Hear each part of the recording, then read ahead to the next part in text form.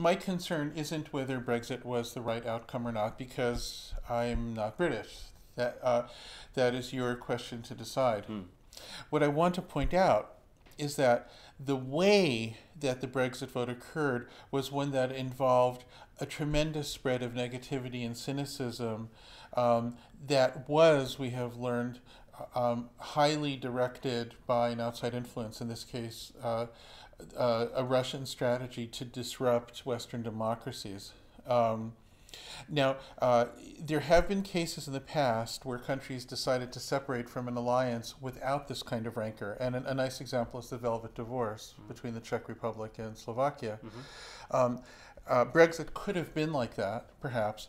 So it's not so much the particular topic or the outcome of the vote, but the nature of the vote that I would like people to focus on. So what happened, for instance, in the election in the United States that led to the Trump presidency was that there was an extremely similar wave of rancor and cynicism and polarization. The goal was to destabilize the country. There was a tremendous effort by Russian forces to dissuade people who might vote against Trump from voting at all by spreading cynicism and, oh, it doesn't matter, it's all screwed up.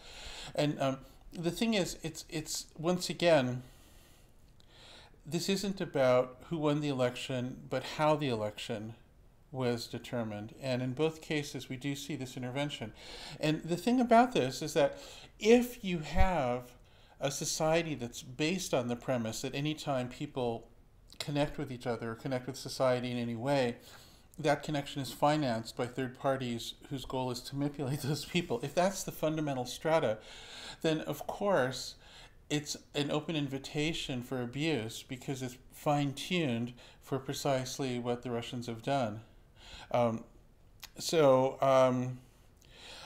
I hope, and I think it'll take a long time, but I hope that even those who are pro-Trump or pro-Brexit will come to realize that that's an entirely separate issue than this issue of disrupting society.